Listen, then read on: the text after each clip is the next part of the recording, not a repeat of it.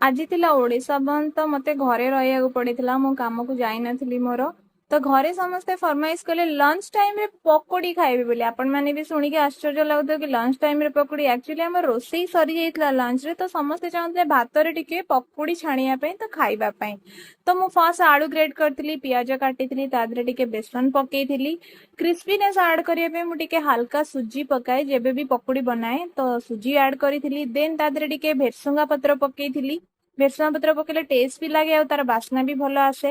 ଦେନ୍ ତା ଦେହରେ ମୁଁ ଟିକେ ହାଲକା ଲଙ୍କା ଗୁଣ୍ଡ ପକେଇଥିଲି। ତାପରେ ମୁଁ ଟିକେ ମୋ ସ୍ଵାଦ ଅନୁସାରେ ଲୁଣ ପକେଇଥିଲି। ଏସବୁ ପରେ ମୁଁ ଆଣିଥିଲି ଅଦା ଆଉ ରସୁଣ, ଆକୁ ଛେଚିକି ତା ଦେହରେ ପକେଇବା ପାଇଁ। ଅଦା ରସୁଣ ପଡିଲେ ପକୁଡିର ଟେଷ୍ଟ ମତେ ଲାଗେ ଆହୁରି ବଢିଯାଏ।